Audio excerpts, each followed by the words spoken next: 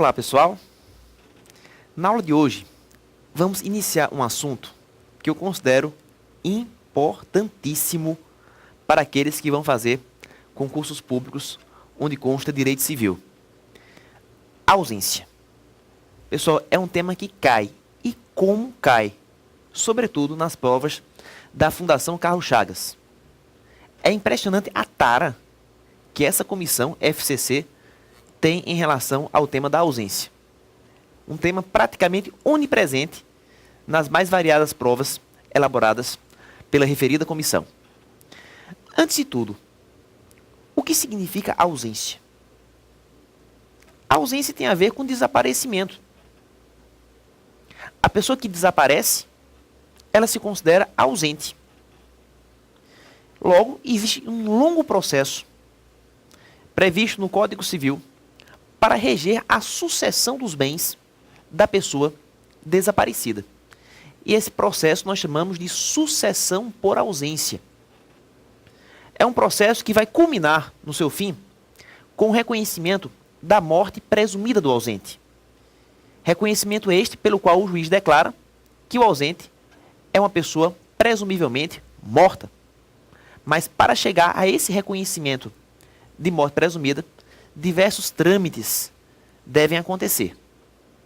Lembro, a propósito, que em aulas atrás, ao comentarmos o artigo 7º do Código Civil, estão lembrados? Artigo 7º, nós dissemos que eventualmente é possível que a morte presumida seja declarada independentemente de reconhecimento de ausência. Casos em que o judiciário estaria apto a proceder ao reconhecimento imediato da morte presumida, sem antes ter que esgotar os trâmites ordinários do processo de ausência.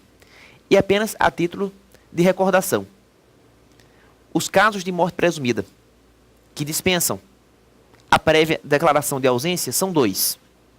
O primeiro deles, quando for extremamente provável a morte de quem estava em perigo de vida.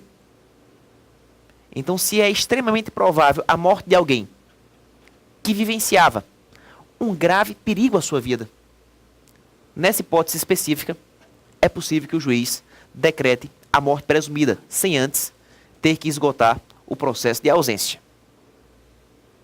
E a segunda hipótese, que também habilita o julgador a reconhecer imediatamente a morte presumida, é quando o ausente, desaparecido em campanha ou feito prisioneiro de guerra, não for encontrado até 2 anos após o seu término.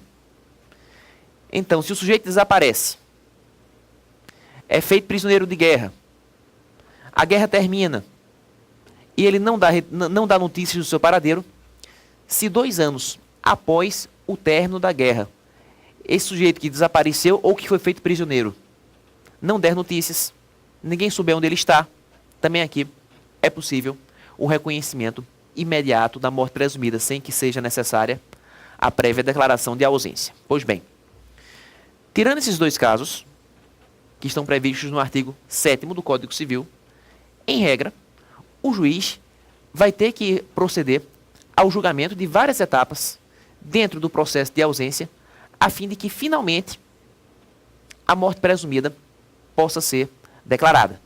São casos em que a morte presumida tem que ser precedida pela prévia declaração de ausência, o que segue a regra geral do Código Civil.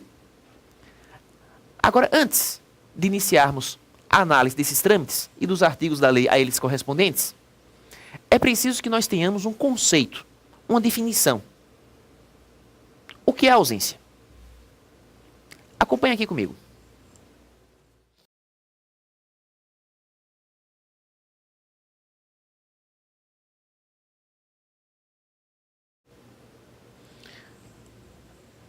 Ausência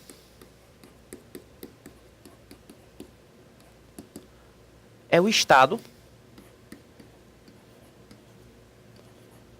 da pessoa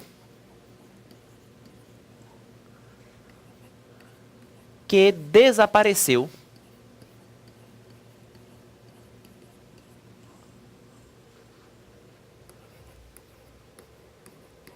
do seu domicílio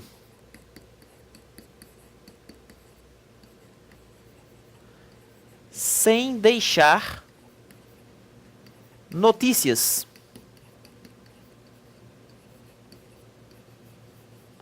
do seu paradeiro e sem representante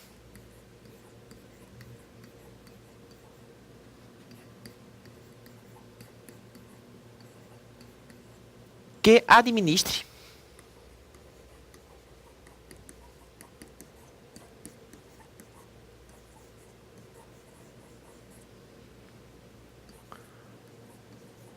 os seus bens.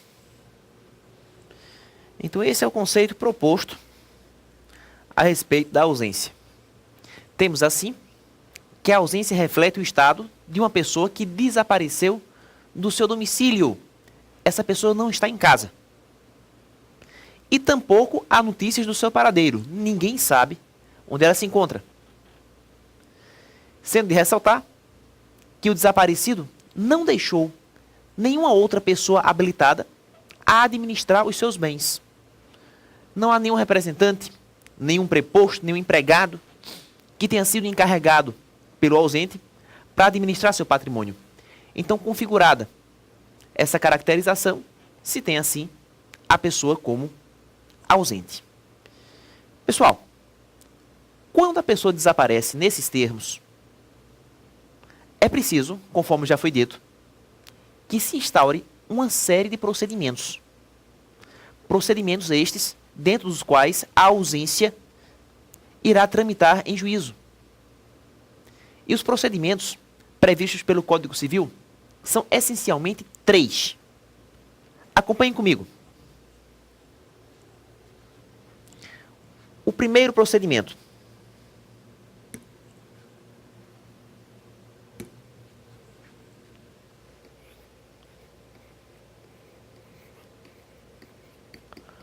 A curadoria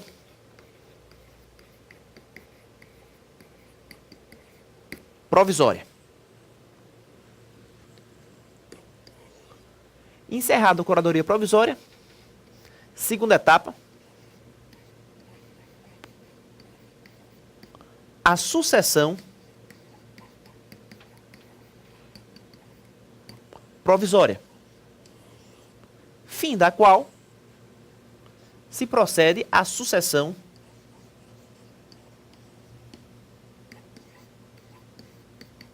definitiva. E é exatamente nessa última etapa, sucessão definitiva, que se reconhece a morte presumida do desaparecido. A morte presumida somente vai ser decretada quando chegar na terceira etapa, que seria a sucessão definitiva dos bens. Valendo ressaltar que naqueles casos que nós analisamos aqui, previstos no artigo 7º do Código Civil, artigo 7º, é possível o reconhecimento imediato da morte presumida sem necessidade das etapas anteriores da ausência.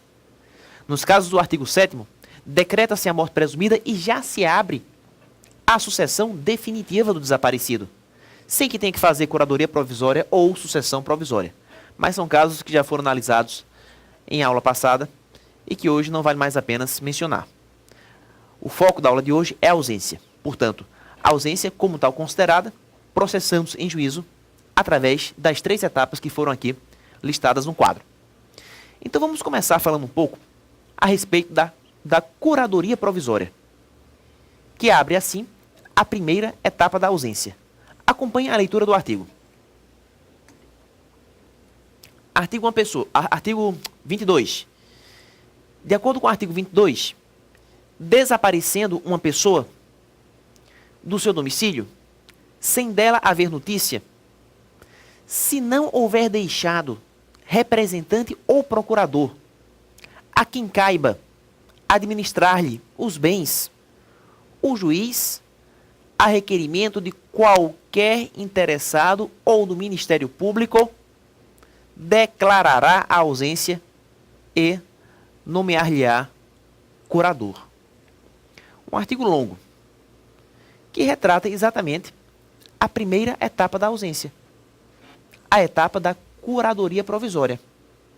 Reparem vocês, o artigo começa conceituando a ausência, que é exatamente a hipótese em que a pessoa desaparece do seu domicílio, sem dela haver notícia e sem representante ou procurador a quem caiba administrar os seus bens. É o conceito que nós sugerimos no início a propósito da ausência. Aí na sequência o artigo diz: o juiz, a requerimento de qualquer interessado ou do Ministério Público, declarará a ausência e nomear-lhe-á curador. Percebam vocês, essa etapa da curadoria provisória, que inaugura assim os trâmites da ausência, ela deve ser requerida. E requerida por quem? Está no artigo, observem. A curadoria provisória é requerida por qualquer interessado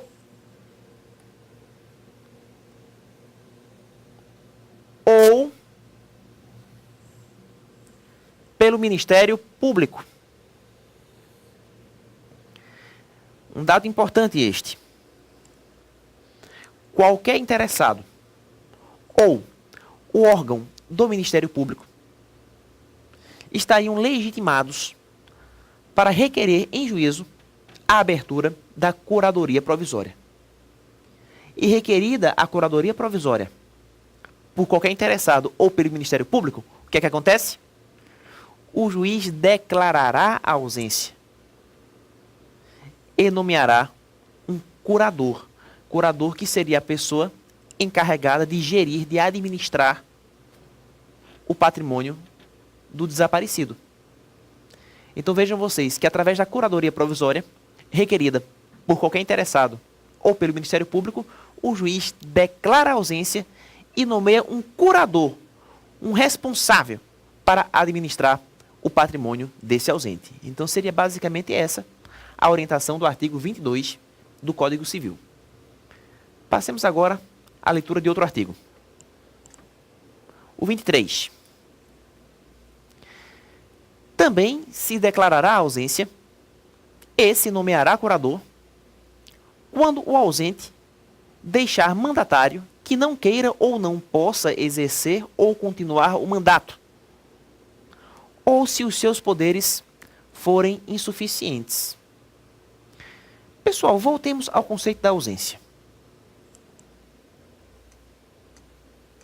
Quando eu conceituei a ausência, eu falei que o ausente seria uma pessoa que desapareceu do seu domicílio sem notícia do seu paradeiro e sem representante, tá lá. E sem representante que administre os seus bens, não foi isso? É possível que o desaparecido tenha deixado o representante. Só que esse representante simplesmente declina, abre mão dos poderes de representação. Ele renuncia à representação do ausente. Ou então, é um representante com poderes insuficientes, com poderes que não vão conferir a plena administração desses bens. Então, o representante que renuncia, ou então, o representante que não tem poderes suficientes, é o mesmo que não haver representante, pessoal. Porque se eu deixo um representante e esse representante renuncia, então eu não tenho um representante.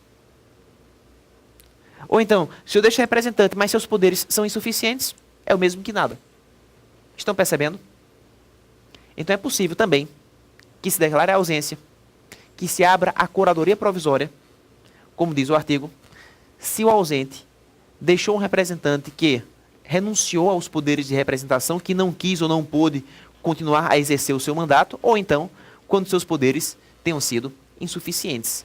É exatamente essa a orientação do dispositivo em análise. Passemos agora à leitura do artigo seguinte. Artigo 24. O juiz que nomear o curador fixar-lhe-á os poderes e obrigações, conforme as circunstâncias, observando, no que for aplicável, o disposto a respeito dos tutores e curadores. Vejam vocês, quando analisamos o artigo 22, voltemos a ele, nós verificamos que o juiz, na parte final, declarará a ausência e nomear-lhe-á um curador. Não foi isso? O curador nada mais é do que a pessoa que o juiz indica, que o juiz habilita para responder pelo patrimônio do ausente por ocasião do seu desaparecimento. Então, o curador tem que ser nomeado pelo juiz. Atenção, então. O mesmo juiz que nomeia o curador vai fixar os poderes desse curador. Vai dizer o que esse curador pode ou que não pode fazer. E interessante que os poderes desse curador, sua incumbência, são muito parecidos com os poderes e incumbências verificados lá em família, na tutela e na curatela. Tutela e curatela são institutos de direito familiar. Normalmente, o juiz nomeia um tutor para um menor órfão, um menor que não tem pais e que vai ficar sob tutela. E nomeia um curador, normalmente, para maiores e incapazes. O louco, por exemplo, o que já tem mais de 18 anos e por ser louco é incapaz. Então ele vai ser representado por um curador nomeado pelo juiz. Pois bem, se lá em família são estudadas a tutela e a curatela, que visam respectivamente proteger menores órfãos no primeiro caso e maiores incapazes no segundo, percebam vocês que os poderes e incumbências dos tutores e curadores vão se assemelhar bastante àqueles poderes e incumbências que o curador do ausente está desempenhando. O curador do ausente, ele administra patrimônio alheio. É por esse motivo, por essa razão, que o dispositivo em comentário deixa claro que aplicam-se a essa curadoria provisória as disposições pertinentes à tutela e curatela. Observe mais uma vez. Aqui no artigo 24. O juiz que nomear o curador fixar-lhe-á os poderes e obrigações. Muito bem. E na parte final, observando no que for aplicável o disposto a respeito dos tutores e curadores, significando assim que as disposições sobre tutela e curatela também vão reger, no que couber, a curadoria provisória do ausente. Então seria basicamente essa a leitura do artigo 24. Analisemos agora o artigo seguinte. O 25. O cônjuge do ausente, sempre que não esteja separado judicialmente ou de fato por mais de 2 anos antes da declaração de ausência, será o seu legítimo curador. Importante essa regra. Quando o juiz declara a ausência, nós vimos, ele declara a ausência e nomeia um curador para administrar os bens do ausente, não foi isso? Quem é esse curador? É o artigo 25 que dá a resposta. O curador normalmente é o cônjuge. Então, o cônjuge do ausente, em regra, é que vai ser nomeado pelo juiz para assumir a sua curadoria provisória. Agora percebam vocês, para que o cônjuge seja curador, é preciso que ele não esteja separado judicialmente, nem separado de fato há mais de 2 anos, antes da declaração de ausência. Isso é importante. O cônjuge não pode estar separado judicialmente, nem separado de fato há mais de 2 anos. Porque se estiver, ele não pode ser curador provisório. Então, cônjuge separado judicialmente não pode ser curador provisório. Cônjuge separado de fato há mais de 2 anos, também não. Porque eles não estariam se enquadrando aqui nos requisitos do artigo 25, caput do Código Civil. Uma questão interessante que vem se colocando na prática tem a ver com companheiro.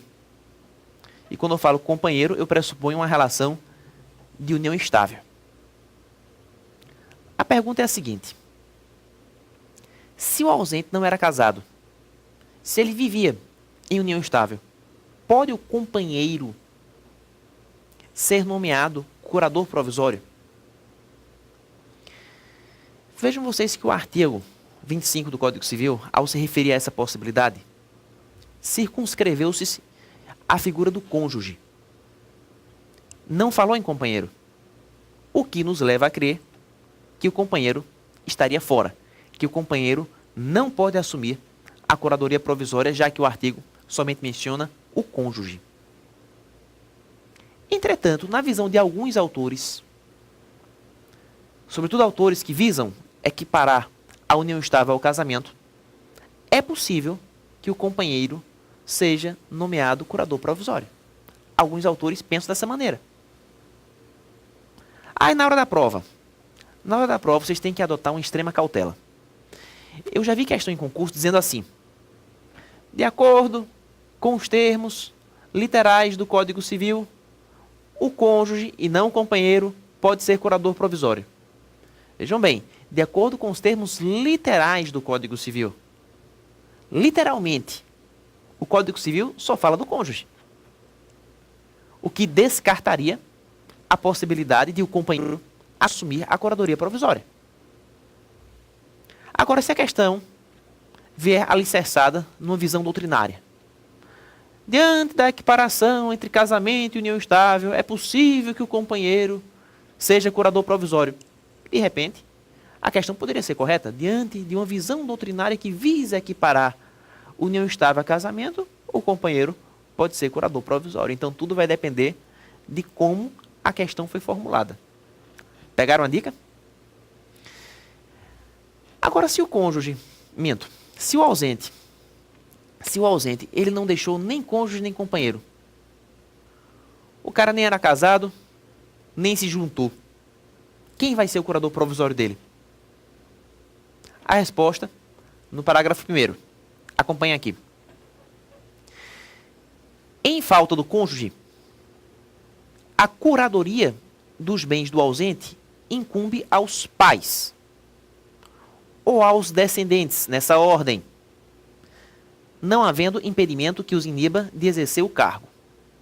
Então o artigo é claríssimo. Na falta do cônjuge, a curadoria provisória incumbe a quem? Aos pais. Então, se o ausente deixou pais, os pais dele irão assumir a curadoria provisória dos seus bens. Na falta dos pais, se não houver pais, a curadoria incumbirá aos descendentes. Então, observa-se a ordem. Primeiro os pais, na sua falta, os descendentes, desde que não haja nenhum impedimento que os iniba de exercer o cargo. Que impedimento seria esse? Por exemplo, o descendente é menor de idade. Ora, se o descendente é menor de idade, ele não pode ser curador. Afinal de contas, para você exercer a curadoria, você tem que ter capacidade civil plena. Então, para que os pais, no primeiro caso, ou os descendentes, no segundo, possam exercer a curadoria provisória, é preciso, conforme reza o artigo, que não haja impedimento que os iniba de exercer o cargo. Então, é um artigo simples, não tem muita dificuldade. Analisemos agora o parágrafo 2º. Entre os descendentes, os mais próximos precedem os mais remotos. Então, se a pessoa deixou filhos, netos e bisnetos, os mais próximos, os filhos, precedem os mais remotos. Cria-se assim uma preferência em que o descendente mais próximo irá exercer a curadoria provisória, preferindo assim aos mais remotos. Então, na presença de filhos, netos e bisnetos, a curadoria provisória incumbe aos filhos. Se o ausente deixou netos e bisnetos, a curadoria provisória incumbirá aos netos, e assim por diante. E, finalmente, de acordo com o parágrafo 3º, na falta das pessoas mencionadas, compete ao juiz a escolha do curador. Isso é interessante. Se não houver nem cônjuge, nem descendente, nem ascendente, o juiz escolherá a pessoa do curador. Isso me faz recordar uma situação que eu vivenciei como advogado há algum tempo atrás. Eu estava saindo de uma audiência e dei uma passada lá na vara de órfãos, ausentes e interditos, em Olinda. E nessa vara, o juiz responsável tinha sido meu professor na faculdade. Eu apareci lá só para cumprimentá-lo, dar um oi. Ele chegou: Mário, vem cá, senta aqui. Eu me sentei na mesa dele. Disse: olha, a gente está aqui com um processo de ausência, o cara sumiu, era divorciado, não deixou filhos, era órfão, não tinha pais, enfim. Não tem ninguém que possa ser curador dele. Eu digo: e daí? Aí o juiz respondeu: e daí que o curador vai ser você? Eu digo: eu, excelência? Sim. Eu só vim dar uma passada, pronto, você deu essa passada e agora vai ser curador provisório desse processo. E eu tive que aceitar, pessoal. Porque se trata de um munus público. O que é munus público? Munus público é uma imposição que a justiça ou mesmo a administração pública impõe a qualquer pessoa do povo para exercer uma atribuição de interesse para o Estado. O termo é esse, munus público. Deixa eu colocar aqui no quadro, porque de repente vocês podem verificar essa expressão na prova.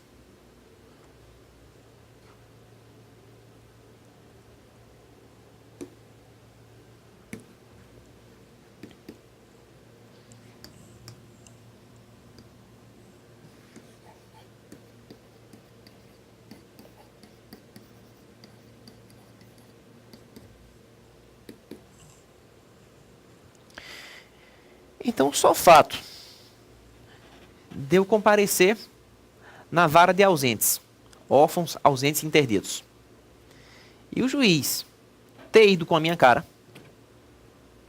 faz com que ele possa me escolher como curador provisório e eu legalmente estaria obrigado a exercer esse munus público. Ah, mas se eu tivesse com viagem marcada para a Europa e fosse passar um ano, aí seria uma justificativa minha. Eu iria justificar a minha impossibilidade alegando ter que realizar uma viagem onde permaneceria um tempo considerável lá fora. O munus público pode ser declinado, pode ser renunciado, se houver justa causa. Mas como no caso eu não tinha nenhuma justa causa para alegar, eu tive que exercer essa função, né, de curadoria provisória. Então vamos fazer um breve resumo acerca da curadoria provisória. Primeiramente, curadoria provisória é a etapa inaugural da ausência. Quem pode requerer? Qualquer interessado ou o Ministério Público. Quais suas consequências? O juiz declara a ausência, manda arrecadar os bens do ausente e nomeia um curador para administrá-los. Quem é esse curador?